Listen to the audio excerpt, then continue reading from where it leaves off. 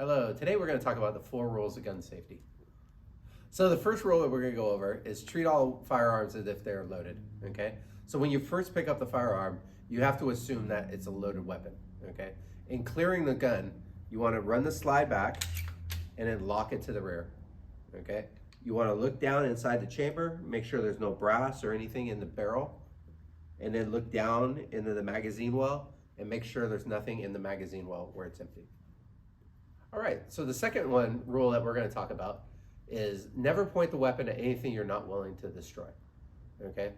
In that, when I point the gun at either a target or at a person, if I have to do it in a tactical or safety setting, I want to make sure that that muzzle is pointed in a safe direction towards what I'm willing to shoot at, okay? Once I pull that trigger and that bullet leaves the barrel, I can no longer reach out, grab it, and be able to pull that bullet back. So I want to verify and make sure that that's really the target and what my object of shooting at is. In the third rule, we're keeping our finger off the trigger until we're ready to fire. In doing that, I want my trigger finger indexed on the side of the frame at some reference point where it becomes muscle memory to remember. So with a Glock, this little takedown for the slide to come off, I use that as my reference point. So I keep my finger there until I'm ready to fire, then my finger will slide down into the trigger well and then start to press the trigger.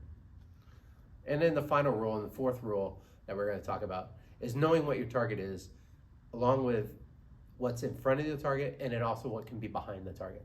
So as I point in, I'm looking at my target that I want to shoot at, okay? I have to be aware of anything that might travel in front of that target.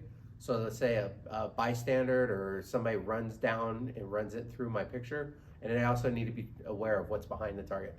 Because when I shoot in that bullet, it can over-penetrate through the body or through a target, and I want to make sure that there's some place that it's going to stop after it goes through.